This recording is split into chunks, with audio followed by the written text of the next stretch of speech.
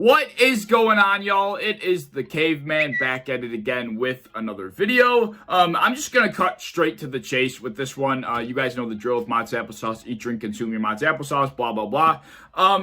Oh man, last night was extremely frustrating to say the least. I'm annoyed with yesterday's outcome. I'm sure you're annoyed with yesterday's outcome. I have my own opinions about the game. I'm sure you have your own opinions about the game. And as much as I love Bills Mafia, I love this fan base more than anything. It really could make my skin crawl sometimes. Like, it was really driving me up a wall last night. That loss last night certainly sucked, but sometimes it's just the way the cookie crumbles. Things just don't go in your favor, and the outcome is not what you would have liked. And that's just how sports work sometimes, all right? That's the bottom line.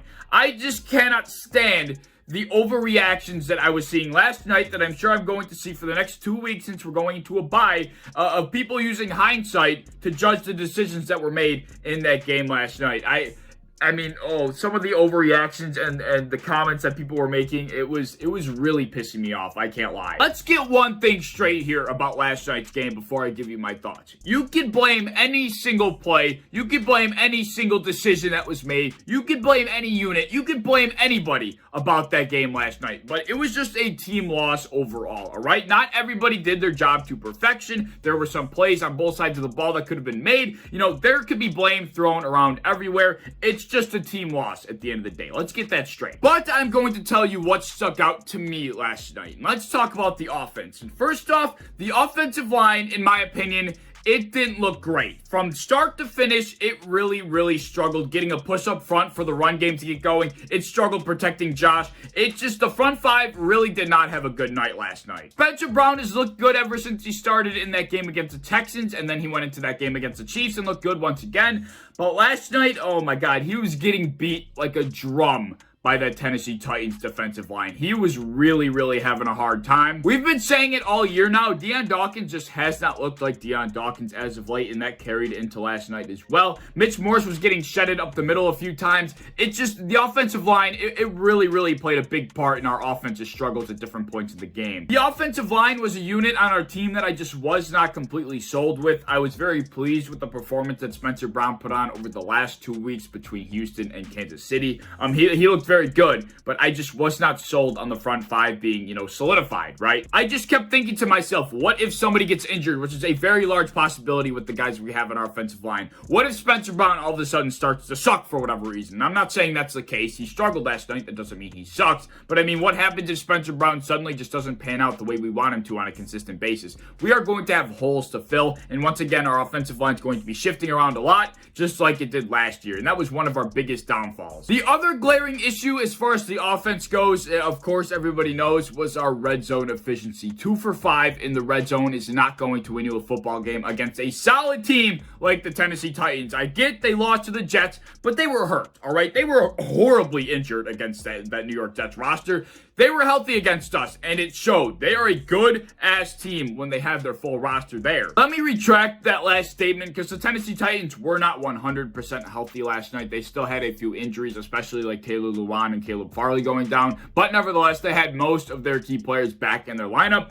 Anyway, the Buffalo Bills had an opportunity to go up by multiple possessions early on in the game after the defense stopped the Tennessee Titans offense twice right off the bat consecutively. They picked off Ryan Tannehill, and they made them go 3 and out. I mean, those were opportunities where the offense had to take advantage, because if you let Derrick Henry hang around in the game, he's going to make you pay. Although the Bills defense got ripped to shreds for about 2 to 2.5 straight quarters, they made 2 humongous stops to begin the game, and the Bills offense just could not cash in. We had to take advantage. You cannot let Derrick Henry and the game script play hand in hand, or Derrick Henry will constantly run you into the ground, and it will take an effect physically and mentally on your defense, and that's what we saw. If the Bills would have walked away with 7 points on both of those possessions early on in the game, it would have been a 14-0 game. That instantly puts the Tennessee Titans behind the 8 ball. Then they all of a sudden could not continuously use Derrick Henry as much as they wanted to. But since they were only down 6 points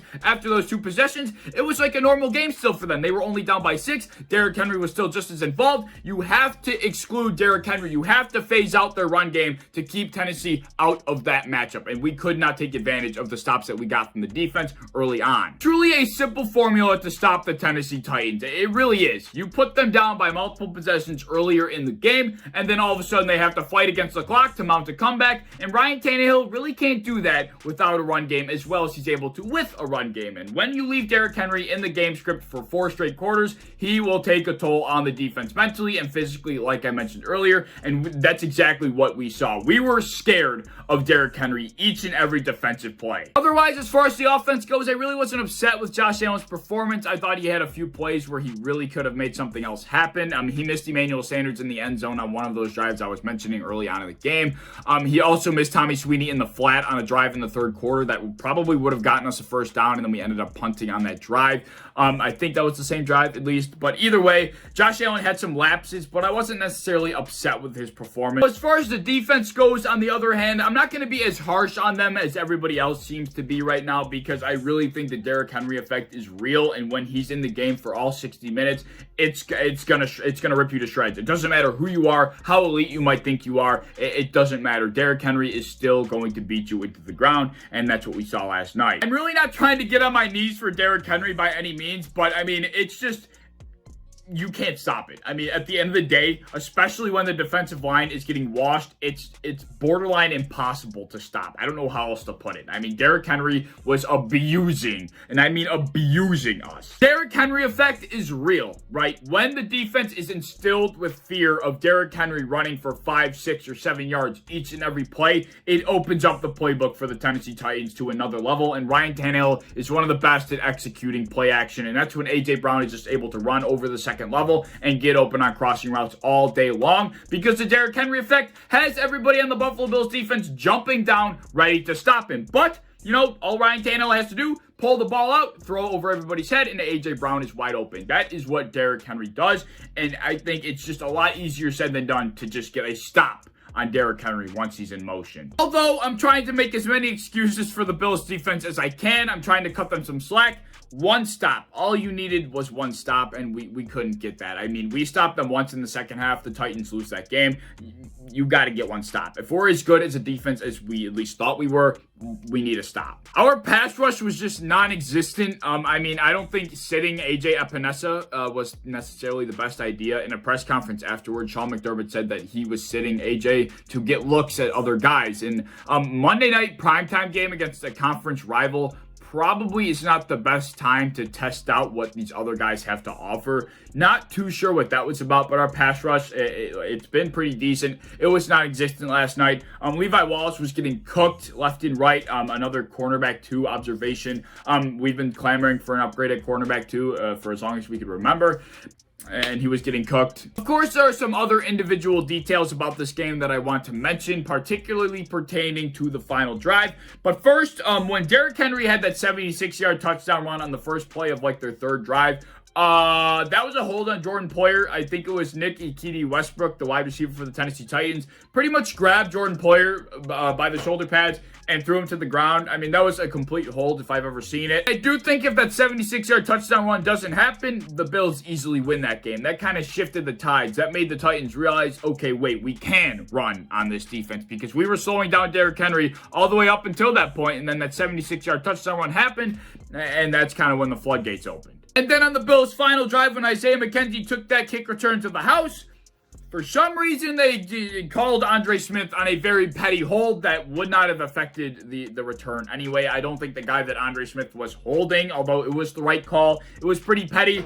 I don't think that guy would have made an impact on the play, whereas Jordan Poyer could have absolutely filled the hole on Derrick Henry on that 76-yard touchdown run and at least slowed him down to make the tackle, but whatever, it was the right call. I mean, it was a hold, but still annoying. The Bills answered to that penalty flag that was thrown on that kick return perfectly. They managed the clock to perfection. They executed each and every play to perfection. That final drive was nearly perfect. Unfortunately, we were not able to finish the job on that final drive, but that play right before that quarterback sneak where Josh Allen was jumping toward the first down, I saw some people arguing that it could have been a first down. I'm pretty sure he was short. Unfortunately, we were not able to finish the job on that final drive that was seemingly perfect. But on that play right before that fourth down sneak, Josh Allen was running and jumping toward the first down. I'm pretty sure he was short. I'm like almost 100% sure he was short. I saw some people saying that he had the first down. I don't think that was the case. And I also saw some people saying that Josh Allen missed Cole Beasley in the back of the end zone, who was wide open when he was trying to run and jump for that first down.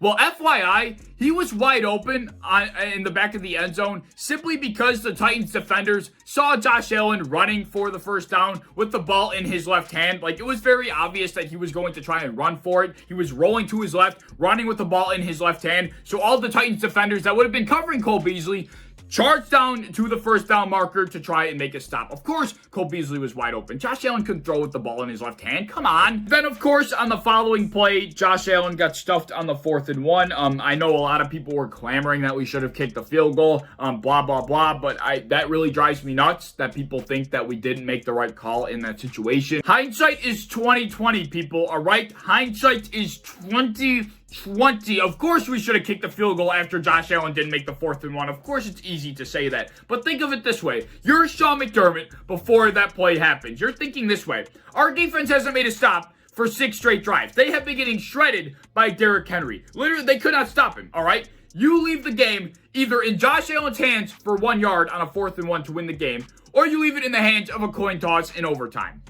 Yeah, we are not stopping Derrick Henry in overtime, all right? I hate to break the news to you people. If anybody on this planet thinks that the Bills defense was stopping Derrick Henry with the ball in overtime, you are out of your mind. The likelihood of the Buffalo Bills getting the first down on that 4th and 1 sneak was higher than us winning that coin toss. So yes, our chances of getting that first down was higher than 50%. It is very, very rare that Josh Allen doesn't convert in that given situation. In fact, I saw from this Cover One tweet, Josh Allen on 4th and 1 conversions is 13 for 14. I mean, it barely gets better. Allen could not get a push because he slipped. You know, unfortunately, he lost his footing, and Dion Dawkins got tossed right into his lap. Dion Dawkins got just completely pushed back, which is something you just don't expect. I mean, it was just, the cookie didn't crumble our way. That's all we could say. Here's the kicker. Y'all know how the Buffalo Bills lost to the Texans in 2019 in that wild card game. You know how we started off in 2020. And then in 2020, we lost to that heartbreaking Cardinals team on that Hail Murray, blah, blah, blah. We know what happened.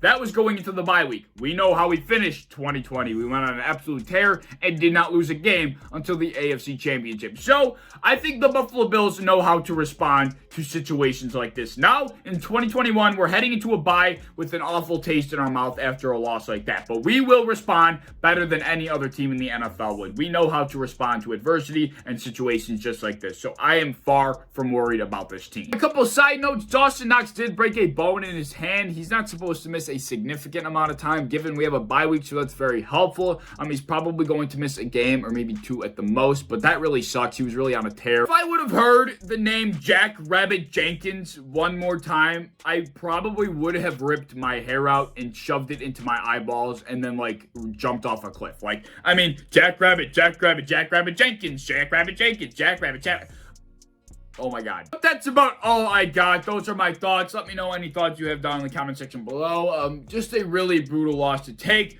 We are going to respond. No shame in that loss last night. It is what it is. Sometimes the cookie doesn't crumble, blah, blah, blah. If you enjoyed the video, please leave any thoughts you have down in the comment section below. Please like, subscribe, do all the fun stuff. If you want to hit the bell to be notified when I upload, I'd appreciate that. If you want to go over to Twitter, follow me over there. I'd appreciate that as well. I'm a part of the Built-In Buffalo content creation team. If you enjoy Buffalo Bills content, be sure to follow and subscribe to us on any social medias you might have, and I hope to see you in the next one. Peace.